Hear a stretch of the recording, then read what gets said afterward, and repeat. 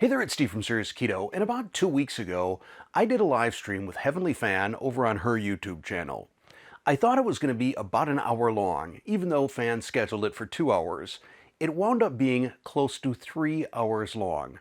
Now, Fan was kind enough to share all the footage with me, and I've been in the process of trimming it down, cutting it into more bite-sized chunks. And what I'm going to do is release that video, sort of a few highlight videos, over the course of the next week or two. I suspect there's probably going to be 3 or 4 episodes, starting with this one, where we talk a lot about fasting, keto, and what the benefits of keto are that we've experienced. Hello, everyone. So, so thank you for joining joining us, and thank you, Steve, for joining me as well. So, Pleasure. it's been a while, Steve, and so the last time we spoke, I was on your channel. We did a podcast together, and that was nearly 2 years ago, Has it been that I think. long? I know. I was checking the time. I think it was nearly 2 years. I think at that time we were still at the end phase of the whole pandemic Mm. situation, and but today is a very different world. People people can walk around freely without a facial mask. So, how have you been, Steve? I've been well. Life never gets tired of throwing stuff at you, and that's certainly been the case. I I I say very often, you do the best you can with the hand that's been dealt you, and just try and enjoy every minute of it. Those things that don't always work out oftentimes wind up being a great story later on once you're past it. So, When you uh, can look back and laugh at it. yes. So there's been a lot of after the fact great stories. Probably the biggest thing that's going on right now is grandson number two is imminent. So that will be could be 4 weeks, could be 5 weeks, but somewhere in that vicinity. So I need to start prepping the nursery here at our house. And do And you all live together? no, we did initially.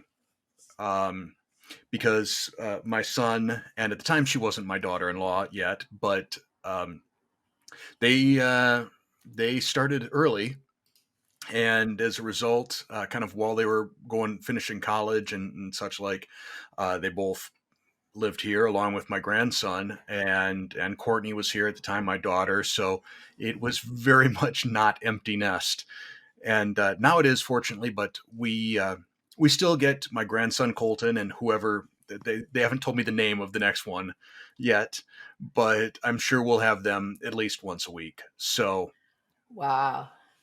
that's going back into diaper changing once again. That's very courageous. So I don't have kids, so that's kind of, totally alien to me. Very recently, just the last few days, I saw one of your videos popping up, and you actually went on a pretty long fast. Is that correct? Yes, uh, it was like 6 days or something like that. 156 hours. So yeah, I like doing the periodic extended fast, but I can't do it when any family is around. My wife is I don't know what the term is, a grazer. I mean, she's always eating, snacking. I mean, that's the way her metabolism has been her entire life, and I can handle going a long, long time without food, but not when someone is sitting on the couch next to me eating Oreos or Cheetos or something like that. So I need to time it on times like when my wife is going to go on a trip with her family. So I had that opportunity recently. And is she on keto? Oh no, I I think she refers to it as keto plus. Keto plus Pepsi and cookies and any other junk food. Oh, wow. So you She'll came she will out. eat the she'll eat the keto meals that I prepare, and I'm like, "Hey, this is keto," and she's like, "Oh, Oh, great. delicious. Yes. I'll have this, but I'm also gonna have this other stuff that's not keto in addition to it as a side dish." Yeah, because I have so many questions about how you manage that. Because my viewers ask me that all the time. But I'm lucky in a way. My life is very simple. I have my own space. I cook my own food, and I can choose what to eat. And I don't have a lot of experience like juggling someone that's not eating out. Eating out is easy. Then someone else orders something else. But cooking at home, particularly with a big family, that's got to be tricky, right? It is, and, especially when it's something that I kinda can't eat or I have to make 2 different versions. So, I one of my first jobs was working at an authentic pizza parlor, and I've made tens of thousands of pizzas, and in my non-keto days, I'd gotten pretty good at making Neapolitan pizzas, Neapolitan crusts, and the family loves it.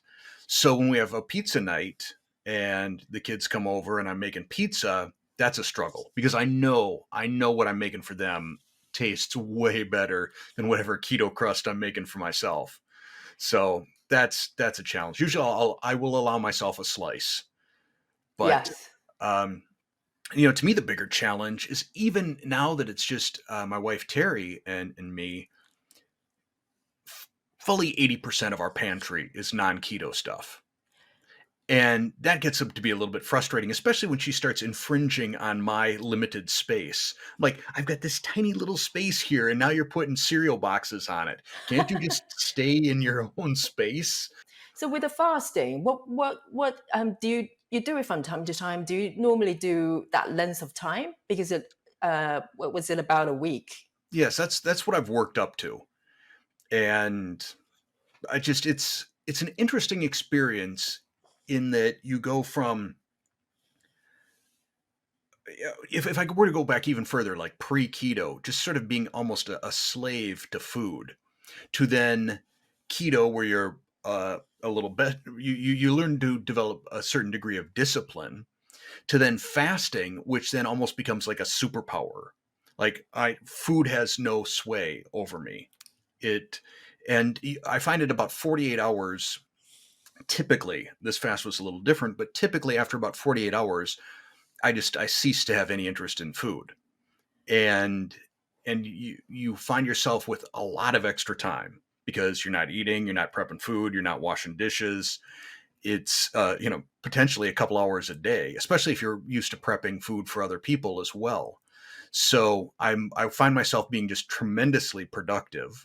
For some people, it becomes a very spiritual exercise as well. I don't know that it necessarily becomes any more spiritual for me. I already meditate and go out on long walks and things like that. So I don't think there's a difference specifically there.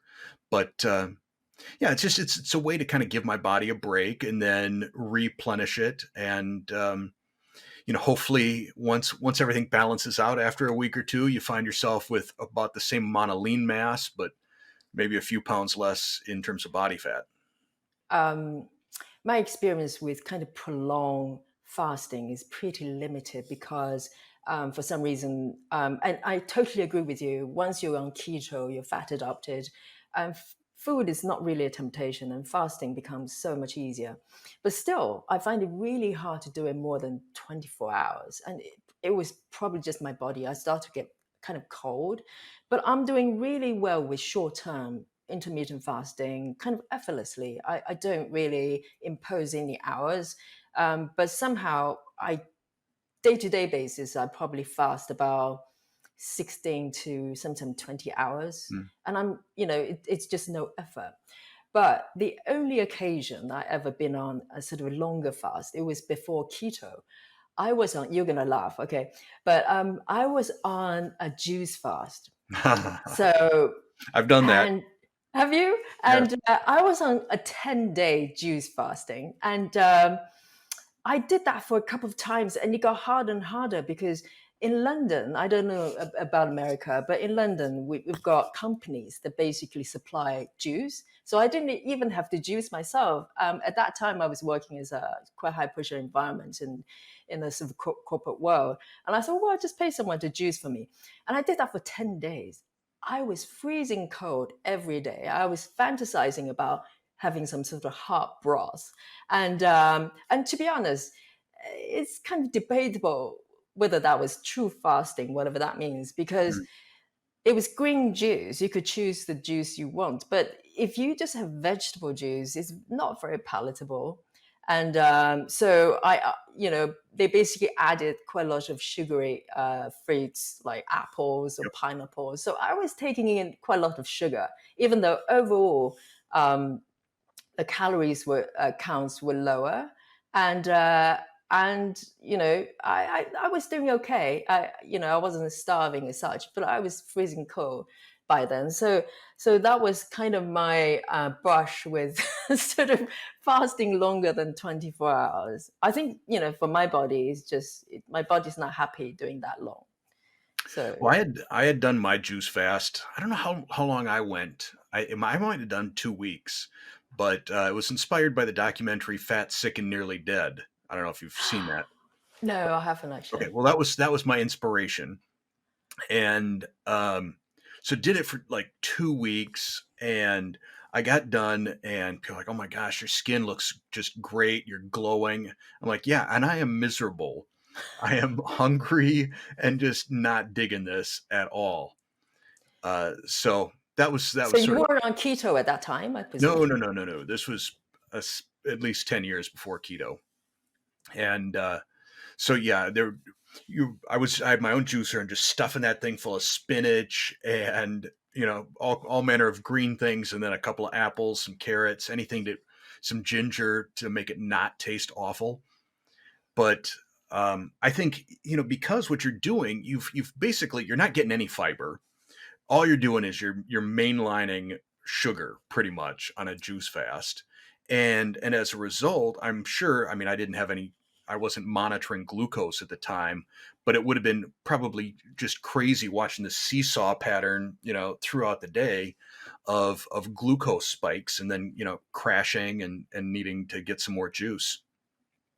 Yeah, absolutely. And I felt that even though I wasn't hungry, but I could sense the sort of, you know, kind of sugar level spike because I felt really good when I have some juice. But then I started to feel slightly empty after that, and I didn't realize how much sugar I was taking in. Over here, if you say the term keto, a lot of people still go, hmm. If you say low carb, yeah, people kind of understand, low carbohydrate. But keto, I think, is a slightly different thing because we emphasize a lot more on fat intake as well, a good fat intake. Well, and Um, I think there's still a lot of misconceptions about keto and about fat. But people think we're just wrapping strips of bacon around sticks of butter and eating that. It's while it may be a higher percentage of your macronutrients, I suspect that my overall probably grams of fat in absolute terms probably didn't change a whole lot from standard American diet to keto.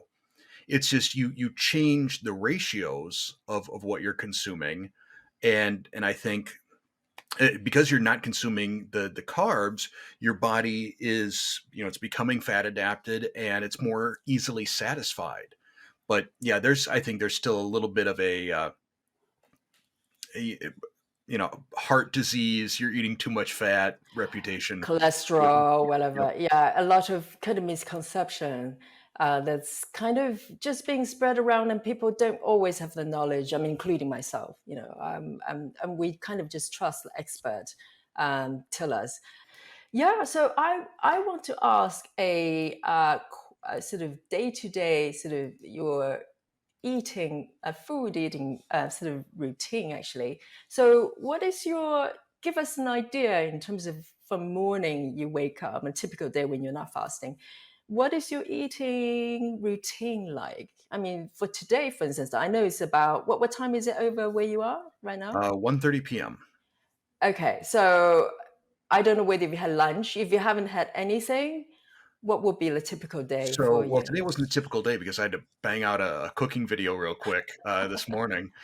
So I actually ate what I cooked this morning. That'll be Friday's video on Serious Keto. But a typical day, I get up.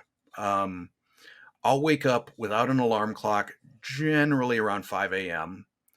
and then I go out and put in about 5 miles, a combination of either, well, I've got run days, in which case, I'll run 3, walk 2, and then if it's just a walk day, I'll go out and walk 5. So, and then I come home, shower, shave, all that, and then I have my morning coffee. I've got a great big Yeti tumbler that holds 3 cups of coffee, and I'll throw some collagen powder in there and maybe a little heavy whipping cream or something. Then I don't generally eat anything until mid to late afternoon, and then it's usually some sort of a snack like a handful of nuts or some keto crackers and cheese, olives. It's always something savory. I don't generally gravitate towards sweets. And then dinner, which I'm finding myself getting. I don't really honestly love the term ketovore. It's, we're subdividing keto all the time and creating new tribes. I prefer just to People are say, good at that.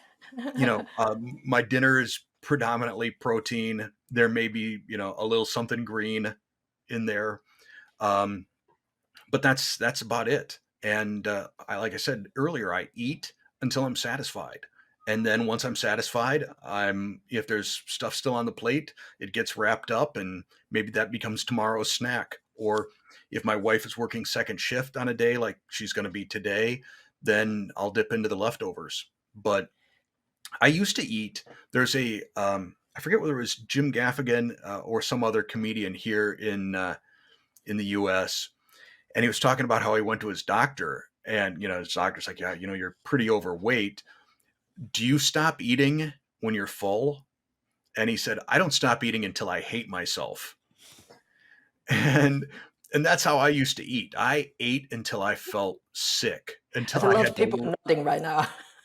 and now it's just, I don't even like to feel full. I hit a point where, I'm like, okay, I feel fine. I feel satisfied. I'm done. And I push the plate away, and that's my eating style now.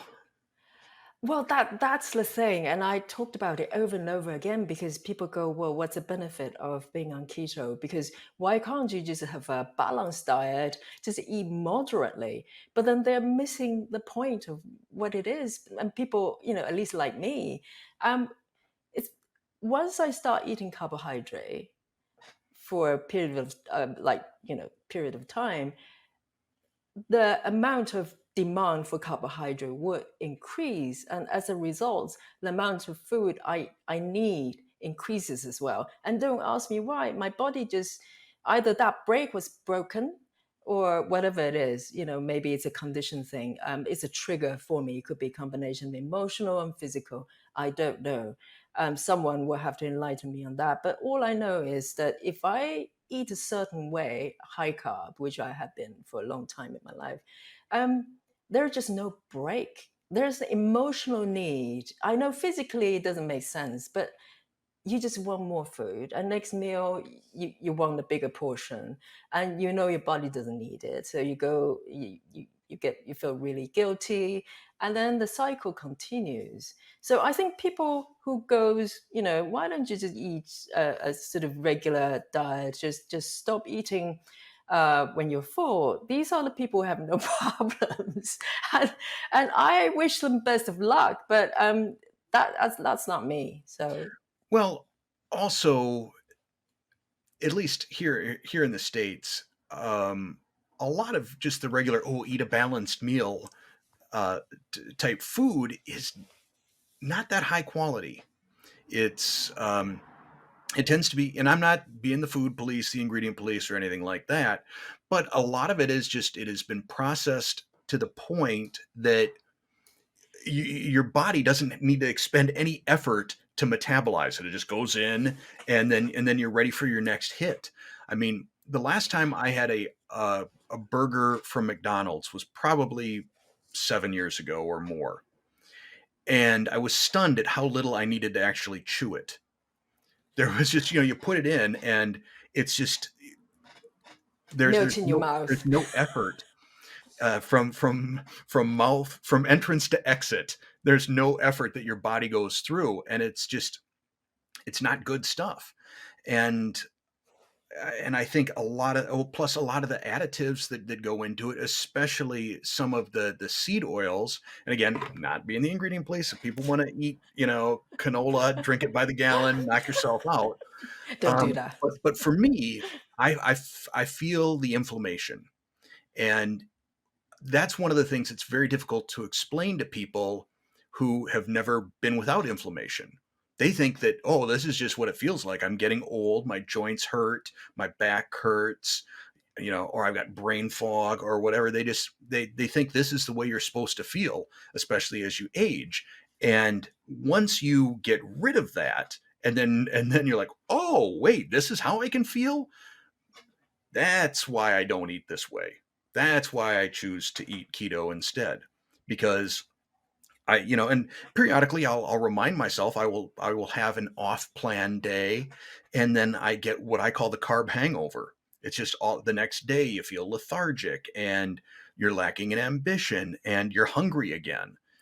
So, F Yeah, for me, it's not even I don't even need to wait till the following day. If I, I'm like you, and I always tell my viewers that if I crave for something that's carby and it's been kind of in my mind, I eat it because I want to get it out of my system rather than constantly fighting it. And I know from my experience that the more you fight, resist something, the more it bounces back. I know that's physics, and so.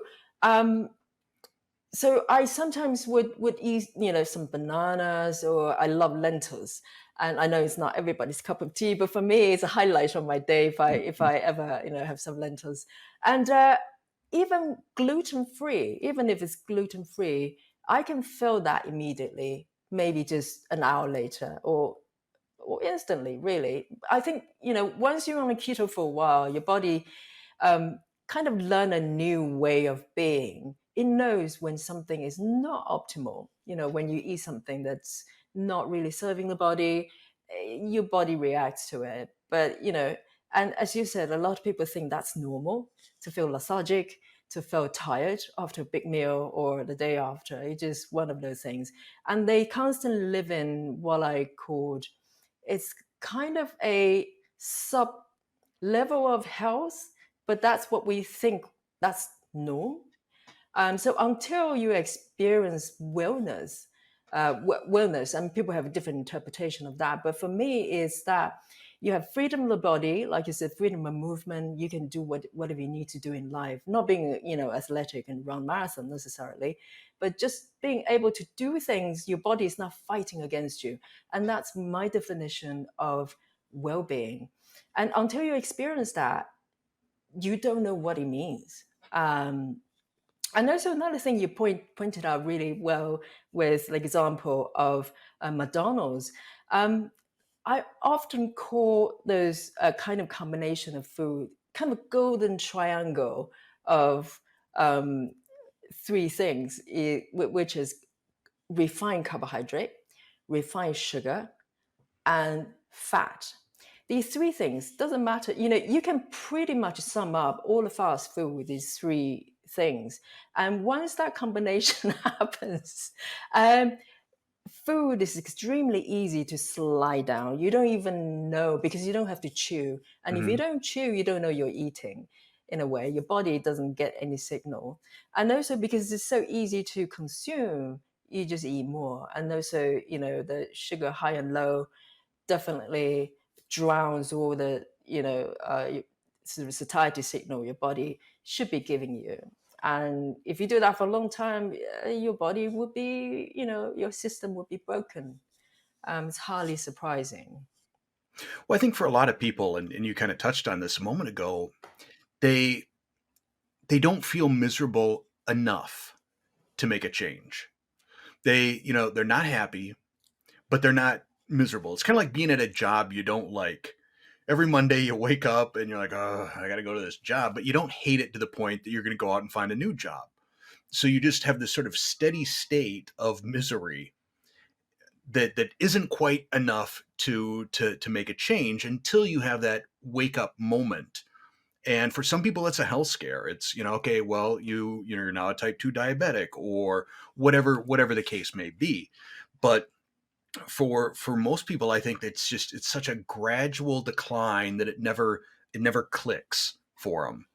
It's sort of like the metaphor of boiling a frog. You put a frog in boiling water, it jumps out because it's a shock. But you put it in room temperature water and gradually heat it up, the frog will stay. And I think that's sort of the health thing for a lot of people. There's never that moment where they either have a medical emergency or some sort of an epiphany that it's time to make a change. I hope you enjoyed part one of the conversation between Fan and me. Like I said, I will be releasing a few more parts of this, kind of trimmed down into highlight reels, sort of bite-sized chunks that you can sit down and do in one sitting. And as I complete them, I will link to them in the end card, so right over there. You won't see that yet on this video until I'm done editing part two though. So stay tuned, come on back, and thanks for watching.